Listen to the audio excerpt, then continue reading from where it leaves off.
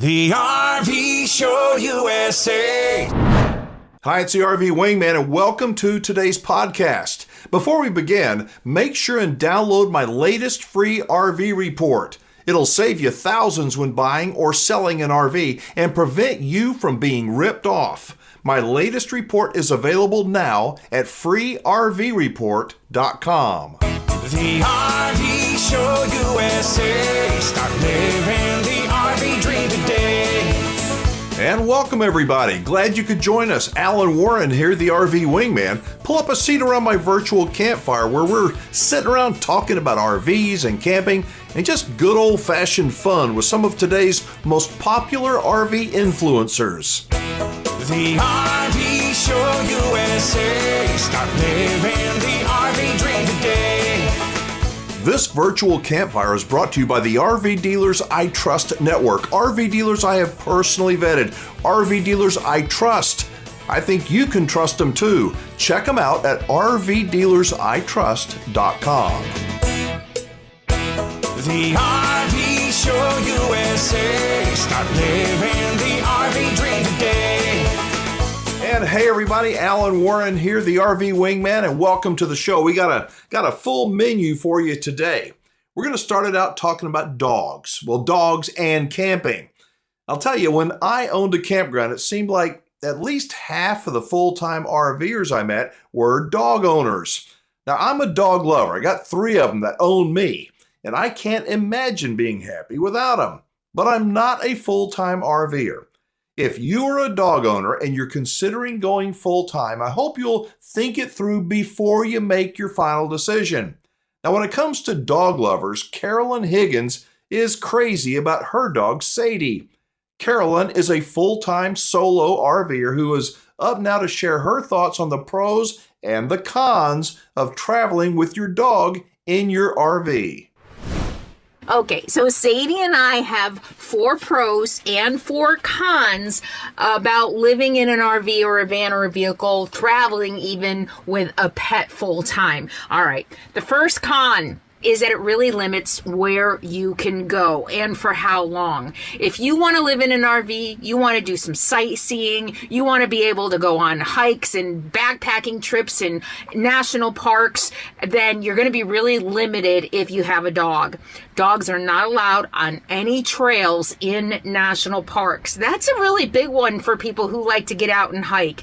And if you want to go into a city and you want to go for to see a show, or you want to go to a museum, it's always a concern having to leave your dog behind. So that's the first con of being a nomad, living with your dog. It really does restrict what you can do. The second con is that you're constantly going to be in different situations and different environments. And that can be really stressful for not only you, but your dog.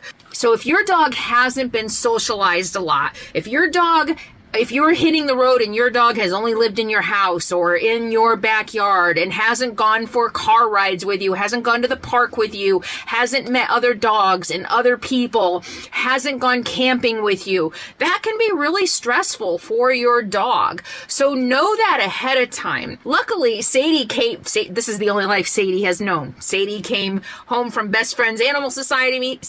This is the only life she has known.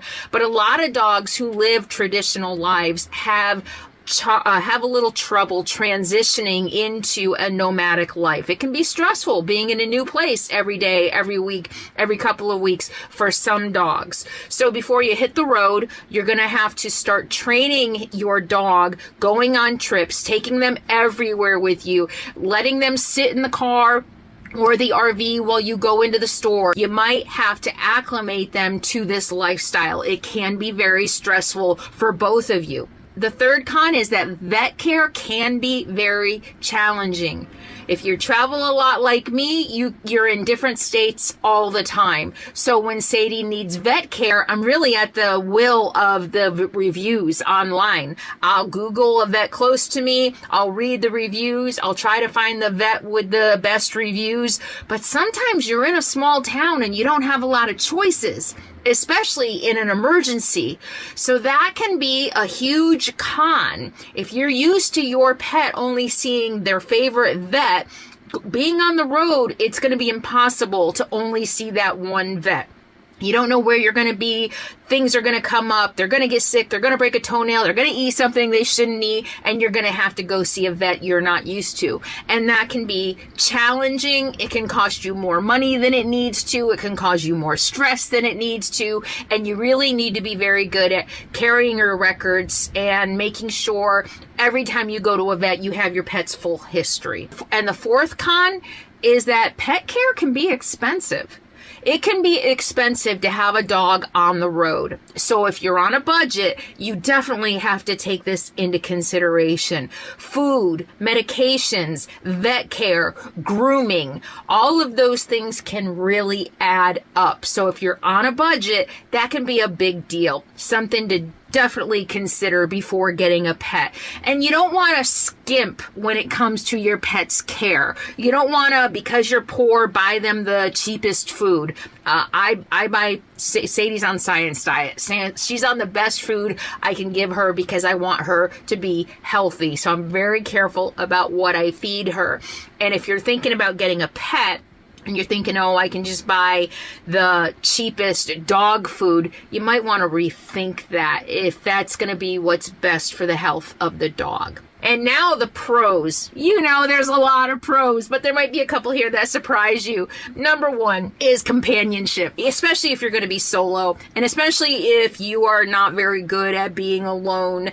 A lot of people tell me all the time, you're not alone, you have a dog, and that's very true. Boy, when I lost Capone, I went a year living on the road without a dog, and it's very, very different. Of course, I adjusted, and it was okay. The grieving part was the hardest, but having a dog is just great companionship.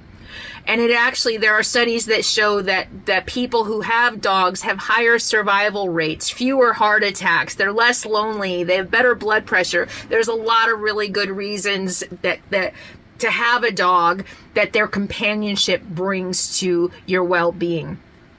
Number two, pro is it really is good for your mental health.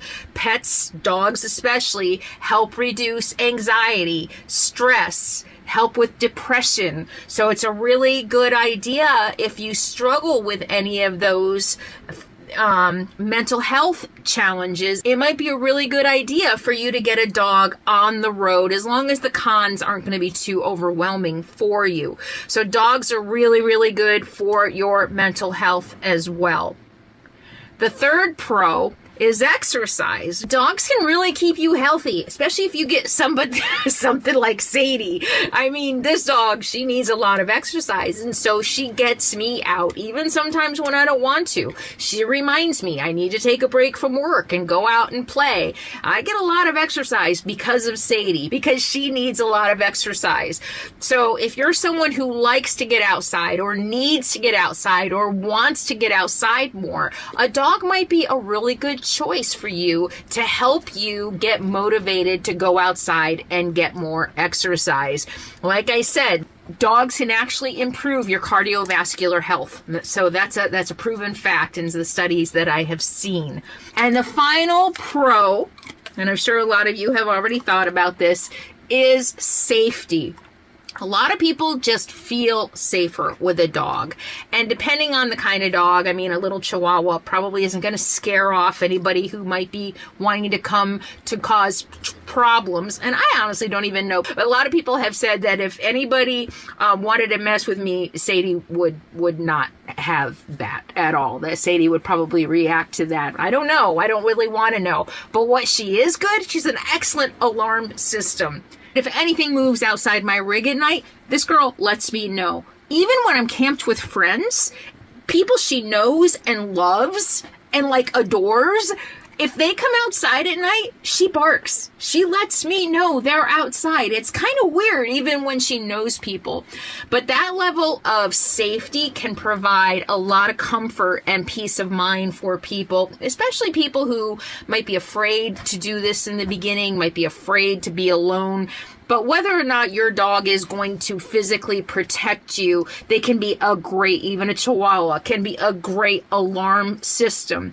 And of course, if you really are concerned about your safety and you want something that's going to protect you, the bigger dog with the bigger bark is going to be a little bit more intimidating. So I think that safety and having a built-in alarm system is a really great pro for having a dog. All right, you got to admit that was some excellent info, right? And some good things to consider before you take the leap to full-time RVing with your pooch. Not all dogs take to traveling. Just like people have different personalities, each of my 3 dogs has their own little quirks and temperament. Introducing your dog to camping and RVing is best done by taking baby steps. If you want your dog to love to jump in the RV, it's got to be fun for them, and they got to feel safe, or else they and you may be butting heads. Another nice segment from Carolyn Higgins for sure, who is about as real a person as you'll ever meet, and she's always serving up some very good advice. Check her out on YouTube if you would. Her channel is called Carolyn's RV Life. And of course, we have a link to Carolyn and tons of other smart RVers on our website at thervshowusa.com. Helping you to learn so you won't get burned. He's back on the radio again. All right, let's see. Up now, we're going to bring up the subject of, wait for it, guns, firearms, and traveling with them. Is it a good idea? A bad idea? Or does it depend? Well, according to the RV Odd Couple, they are strong proponents of carrying firearms with them when they are traveling, not just to protect themselves, but to protect their daughter Sage in case the unthinkable happens. No matter how you feel about firearms, I hope you will listen to this segment and take what the Odd Couple says into consideration. I'll be back after the story with my thoughts on the absolute best resource to help you learn the ins and outs of traveling with a firearm legally.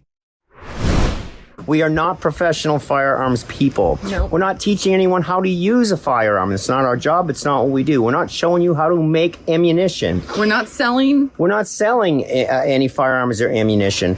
All we're doing is sharing our experience and why we think it's so important that RVers have a means to protect themselves. And the reason why is because you're your best line of defense, and you should be ready to defend yourself and your family at all times. Yeah, I mean, this is one of the realities of RVing, is that when you're traveling to different cities and different locations, you don't know if you're in a good part of town or a bad part of town. The line between the good side of the tracks and the bad side of the tracks is really thin. You don't know where it is. You have no idea. Heavy populated cities are like not exactly the safest, right? I mean, there's some really good areas of town in big cities. I'm not trying to condemn all big cities, but like there's more types of crime and stuff like that.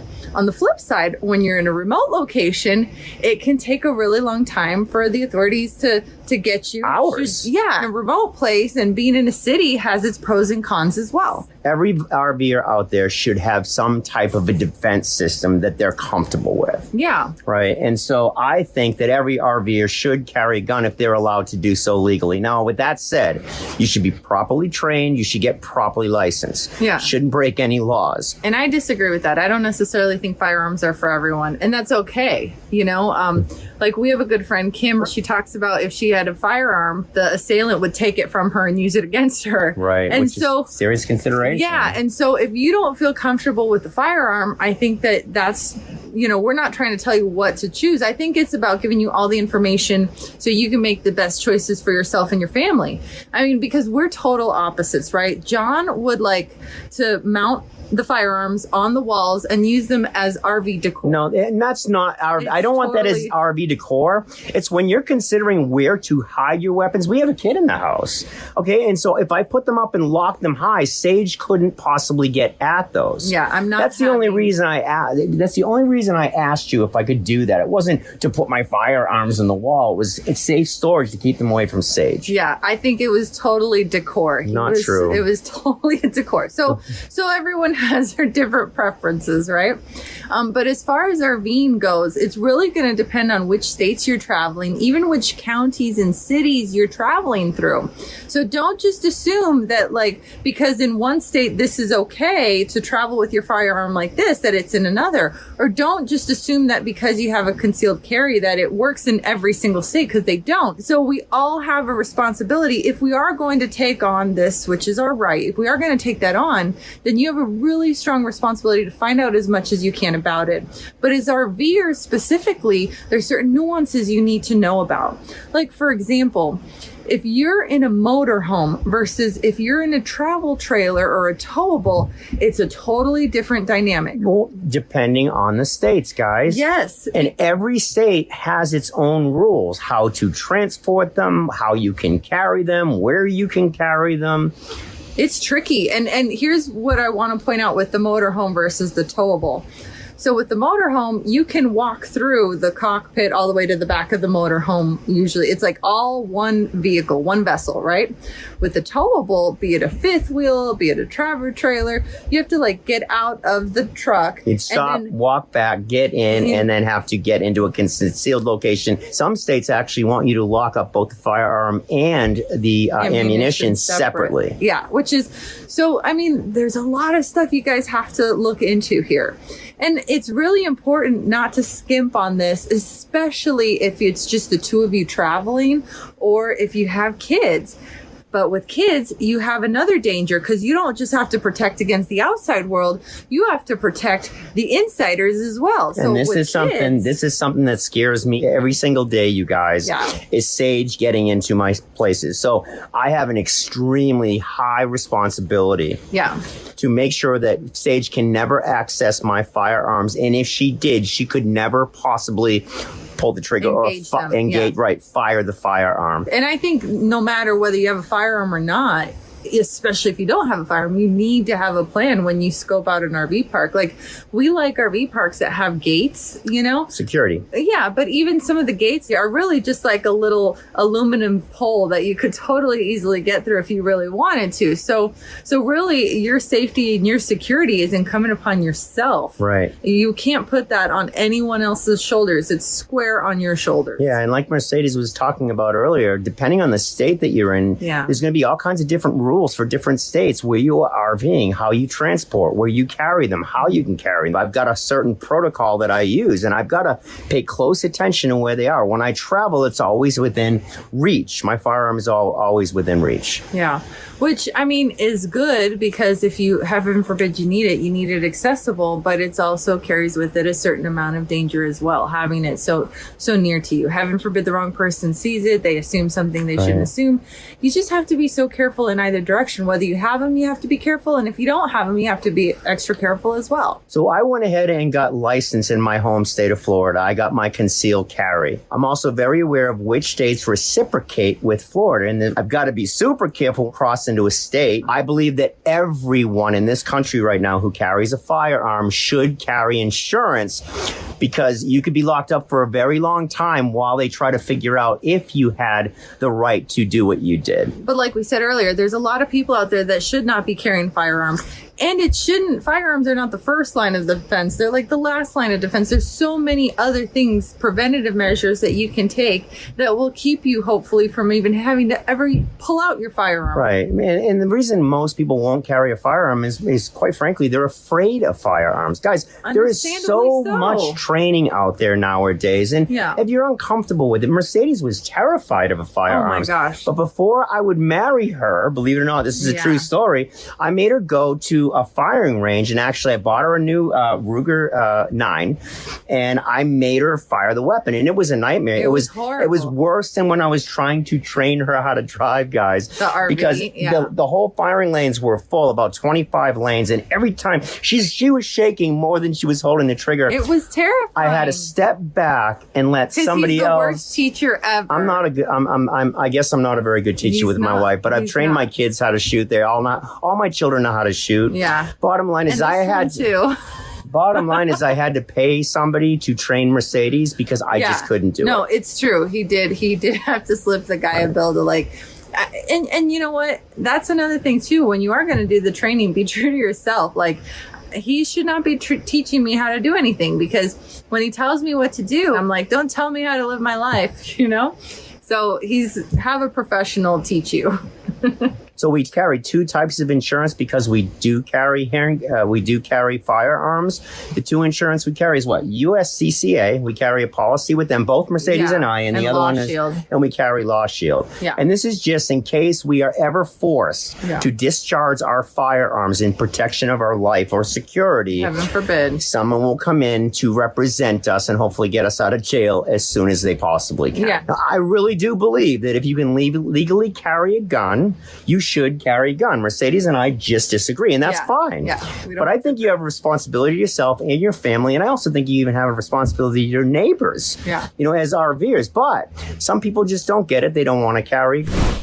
Another great topic and an important topic presented, I think, in a very fair and balanced way. Now, as you heard, the laws on carrying firearms can vary greatly from state to state. So being safe and staying legal are super important. Remember, ignorance is no excuse for not following the law. If you'd like to learn all about gun laws, my favorite resource is a website called Gun Laws. Put it together, gunlaws.com. There's so much great information there. Thanks to both John and Mercedes again for bringing us such great content.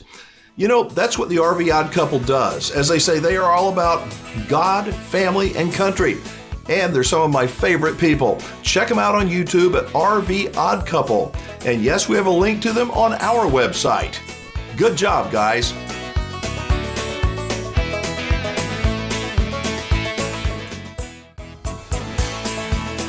And thanks for tuning in. Alan Warren here, the RV Wingman. And for the next few minutes, the message might be, stop trying to fit in. Stop following everybody else who's trying to be cool, but instead, to be you. You, the 1 in 8 billion people, you. This is one of those things that sounds easy but does hard. I think it's a human condition that we want to fit in. We want to feel like we're a part of a group. So what do? We begin acting like, dressing like, talking like everybody else in the group. But is that who you are, really? Well, if you don't know the Dry Creek Wrangler, you're in for a treat.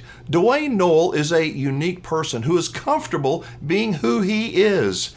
And today he's got a message for those people who may be trying to fit in instead of trying to figure out who they really are. I want to ask you a question, all right? What makes you uniquely you?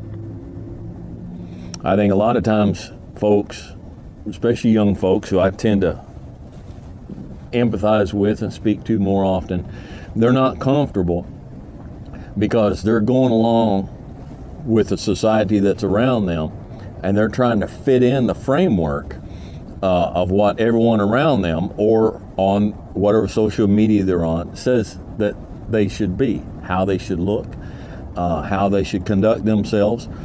And you can't be comfortable with yourself if you don't know who yourself is.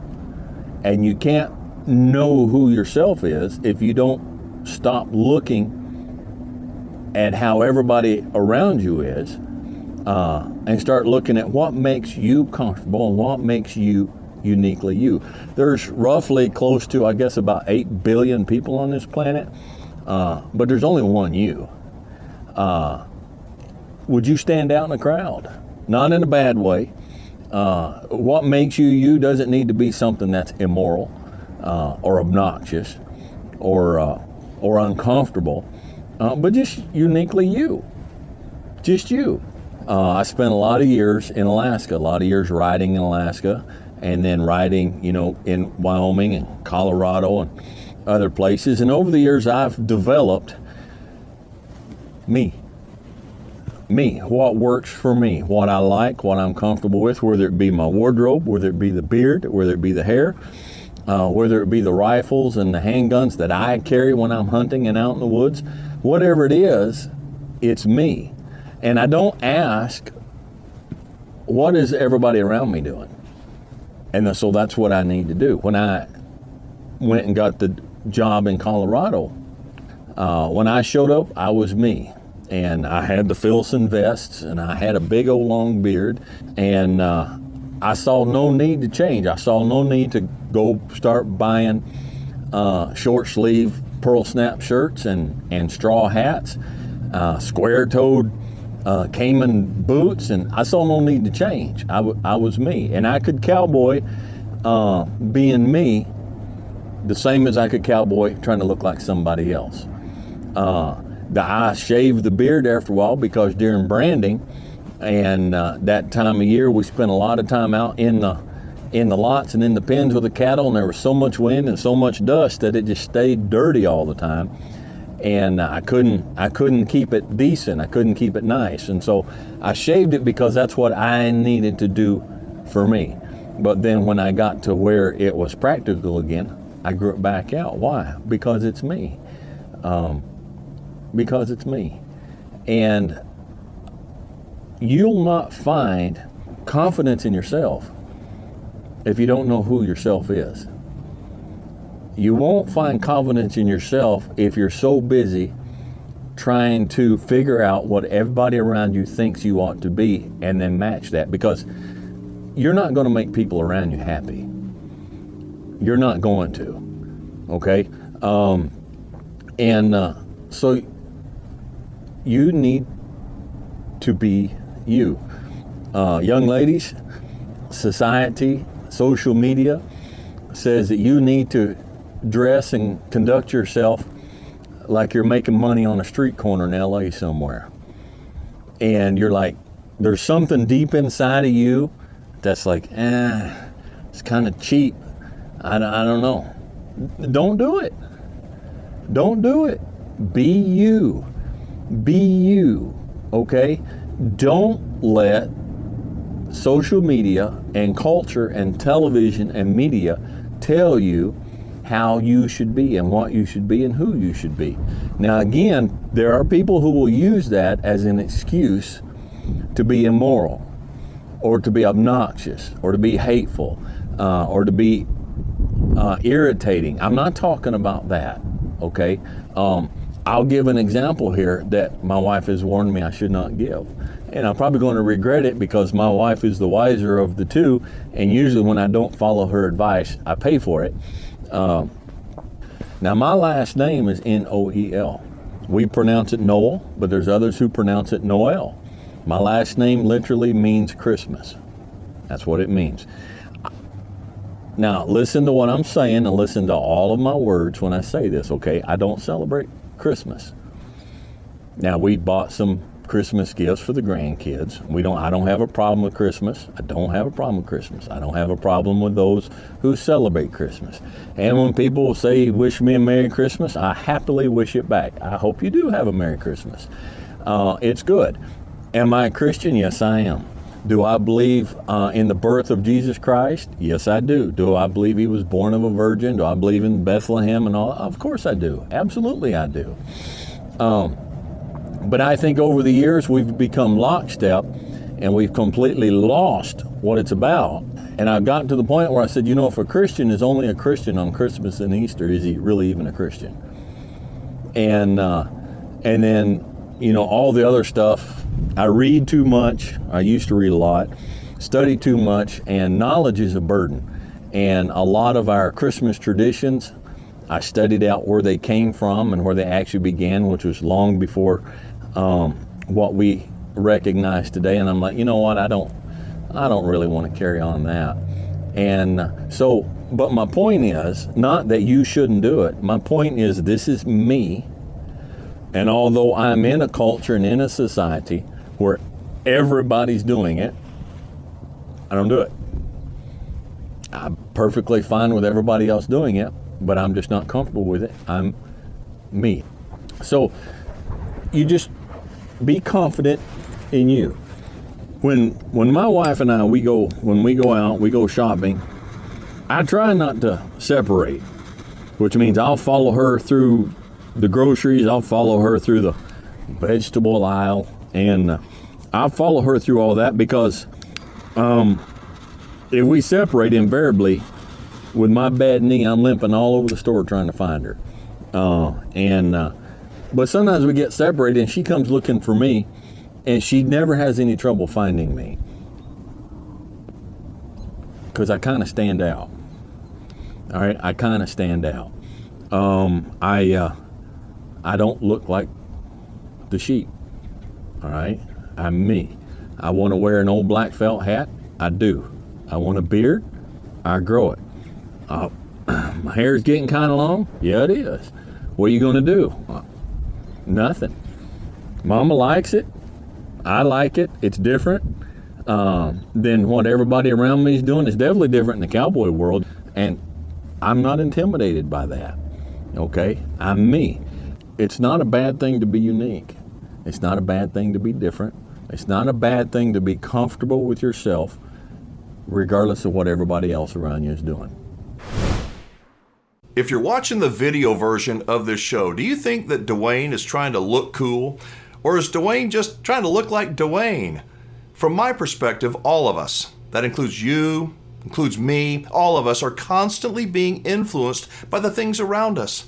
And much of the time, it's to either separate us from our money or to fit in with a certain way of thinking. Finding out who someone is, who you are, who I am, is not easy. But I'll tell you, once you do, once you figure out who you are, it really doesn't matter much what other people may think. Before we hit the break, my takeaway is to try and not follow the crowd. Most are trying to fit in, to be cool, to be accepted. Try and discover who you are. Once you do, I think it's kind of liberating. Check out the Dry Creek Wrangler. He'll surely help you think, and that's a good thing. The name of his YouTube channel is, of course, Dry Creek Wrangler. We've also got a link to his website from ours. Stick around. There's more ahead right here on the RV Show USA.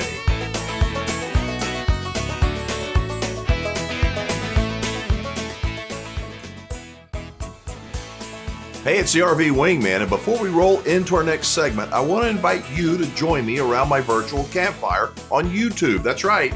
The RV Show USA has a YouTube channel where you'll find the video version of today's radio show. And welcome back to the show, everybody. I'm the RV Wingman. Now, when you look at most RVs, you see storage compartments galore. And your initial thought might be, man, we can carry almost everything with us. I mean, why would they make storage space to keep it empty, right? Well, with a little bit more drilling down on the subject, all RVs, all of them, have a maximum gross weight. What that forces us to do is to be very selective about what's mandatory that we take with us and what is desired, what we wish we could take with us. It is a challenge, but especially for those who ditch everything and transition from a few thousand square feet down to about 300 square feet. That transition is not easy, and there's a lot to consider and a lot to do if you're going to do it right. Up now are some friends of ours who have definitely figured out how to do it right, and it took them about 2 years to do. Kent and Lisa from Living Light RV are Canadians, and the challenges they had going full-time are pretty much the same challenges that we have here in the lower 48. So where do we start? Number one is going to be your permanent address. This is a question we get asked all the time. All right, so here's what we did. We went into the funnel and we set up a permanent address at the same time so that when we were in the funnel, we didn't get any mail there. You better explain what the funnel is. Okay, the funnel is where we downsized from our house into a two-bedroom condo for about a year, and then we went full-time in our RV. So at that funnel, at that two-bedroom condo, no mail, okay? Right. So we had an address. Knew it was so temporary. Yeah, we didn't want to change addresses every 2 weeks. So what we did instead was we said, okay, this is our permanent address. What did we do? We set up a P.O. box, but it's a P.O. box with service, okay? So we can actually make a phone call and say, anything in our mailbox? Can you forward it to a new address, and we'll give them an address and pay them to do that? It's a service, it's okay? Pretty awesome, yeah. They're agents for us. Yeah. They'll sign for packages. So there's people there during business hours. That's what we did. So we have had people ask us and tell us that in certain provinces in Canada, now you guys know we're Canadian. Yeah. So most of this video is going to be geared towards Canadians who want to do full-time RV life. But some of it will apply to the States. You be the judge of that. But anyway, so a lot of provinces have a rule that says that you have to have a permanent residential address in order to get your pension check, in order to have a driver's license. Healthcare, exactly. So if that's the case in your province and you are planning on going full-time RV life, you are hoping to pull up all the stakes, pull up all the roots. You're not going to have a house. You're going to be living in your Class A, your Class C, your truck and camper, whatever it is. My recommendation would be to relocate. Like, just change provinces. Yep. If you are in Ontario and Ontario says you're not allowed to do that, go to a province that says you are allowed to do that. Yeah. Because really, you're not losing anything. You're not an Ontarian anymore. You're a nomad. You're gonna be without those physical roots. All right, number 2 is your internet provider. This is something that everybody asks, what am I going to do about internet while I'm living on the road? Yeah, I'm just checking my internet provider. Okay, sounds good. Yep. Take it away, Ken. This is totally his bag more than mine. So we have a shared plan, and we use Rogers in Canada, and we now have over 75 gigs of data per month. It's the right price. It's not a big deal. And we also have some other data that we borrow a Wi-Fi and pay for it every month too, a MiFi, something like that. And so when we're at the campground, we've got all the data covered. And you may pay a little more for your data if you're going to do data roaming, if you're going to add more. What is that called to the package? The data amount. Adding more data. More data to your program, to your plan. That's what it's called. So just consider that part of your rent, right? You're not paying a mortgage, you're not paying rent, you are paying extra for your internet, but that's okay. Another thing in the States is... Make the call and say, I need more data. What choices do you have for me? Don't just keep paying 5 gigs per month more and get 40 of those. Get a bigger Too package. expensive. Yeah. Another thing in the States that we used is Visible. Yeah. That was excellent. That is a Verizon product. It's a standalone company called Visible. And we, for $40 US a month, had unlimited data. And that was amazing. We could hotspot one device. And if you have friends that sign up for Visible and you connect that, now it gets down to about $25 US a month. Mm-hmm. We liked that. Yeah. That was excellent. Third topic that we want to talk to you about today is, of course, mail. What do you do about your mail? What about getting your mail? Yeah, how do you get it when you're traveling from here to here to here to here? You're always on the move. Key number 1, make sure that you get less mail. That's right, exactly. You want to put everything as much as possible online. So you're going to use e-post, e-bill, whatever your service is that you want to do, get everything online so that you're not having to receive anything paper. You don't want a stack of mail like this every single week that you need to go through and find out which are the ones that actually are important. You don't care about the Safeway flyer and the Costco flyer and the Costco book. You can look at it when you need to. Cancel all your magazine subscriptions and just buy them at the store once in a while. There is another way to get rid of all of that, and that is to transfer from selling your house, living in a funnel, having your mail at a agency, and the agency goes, these are the important things. Oh, and by the way, for Publishers Clearinghouse, you don't have to give them a forwarding address. They can just say, undeliverable. And you'll get rid of a whole bunch of stuff. No, then you won't win your millions and millions of rich dollars. You won't get the email the mail on it that has Ed McMahon's face on it anymore. Exactly. I don't know if they even do that anymore. I just want to make a note here. The agency that we use is the UPS store. Yeah. So in Canada, that's what we use. And I know there are other ones in the States and other places in Canada, but UPS is the one that has been working really well for us. Yes. Another thing you can do is Amazon lockers. So if you're making an Amazon order, you can just send it to a locker that's close to where you happen to be that week. So that is helpful. Another thing is most Canada post offices, and in the States we found this as well, general delivery. So just find the address of your local post office in the area that you are and get your stuff sent to general delivery. I think it's your name, care of general delivery, and then whatever the address is for that particular post office. And then track the package so you know when it comes in. Go in, say, I'm here to pick up my mail from general delivery. And that's worked well for us. That worked for us in Seaside, Oregon, and in Okotoks, Alberta. Another thing you can do is just get your friends or family to forward your mail. So again, like if you are using that, say it's your daughter's address, for your permanent address, get your mail sent there. When it gets a certain amount, fits in an envelope, ship it to wherever you're going to be for the next week or two, and that's another way to take care of that. Vehicle insurance. I'm going to talk about, first of all, your car. You can keep using the same one, but just make sure that you tell them the style of use that you're going to use with it. If it's being towed 4 down, you're going to be clicking on some kilometers each time you tow and drive around. So you might tell your insurance broker, by the way, I'm not sure how many kilometers this year, but it's not for business, it's more for pleasure. But it might be a little bit more, maybe a little less kilometers. How can we make sure I'm still covered? Yes, and your motorhome insurance. Now there's a few different ways to do this. I just said I need an RV insurance, and I was talking to my broker and he says, oh, no problem. And he gave me, with the year and model and everything, here's your answer. It was very few questions, and I got full insurance on it, and I just renew it every single year. Yeah, exactly. So ask questions. The other thing I would say is find out exactly what you need, because we're talking RV life on a shoestring budget here. So you don't necessarily want the most expensive insurance package, and you don't necessarily want like all the bells and whistles. So when you're talking to your broker, say, look, here's the deal. I want the cheapest whatever it is, the cheapest that I can get by to have my vehicle legally on the road to make sure that I can get on with my life. So that's what you're looking for. And if you find it really important, ask them, you know what, if I live in this for the next 2 years and I'm between houses, is that a problem? Right. Yeah, you can always ask that question to clarify things. And then they will answer the question, whether it's a problem or not. Yeah. And you might want to have content insurance that's bought some other way. I don't know. It depends on your situation. Depends on your situation, exactly. Yeah. Exactly. So this has always been a hard video for us to make because we're like, oh, it's so personal and so individual. Yeah. But vehicle insurance is one of those things that is personal. It's individual to every situation. All the insurance. age of your vehicle, the province you live in, how far are you going to drive, all that stuff. Most insurance is personal. It's like life insurance, health insurance, all that stuff. We're going to go there in a second. Oh, that's right. But yeah, so basically what you're looking for is talk to a broker. Don't necessarily go to an insurance company right away. Go to a broker first. And they'll can go shop through the for list. you. They'll shop for you and they'll find out what you actually need.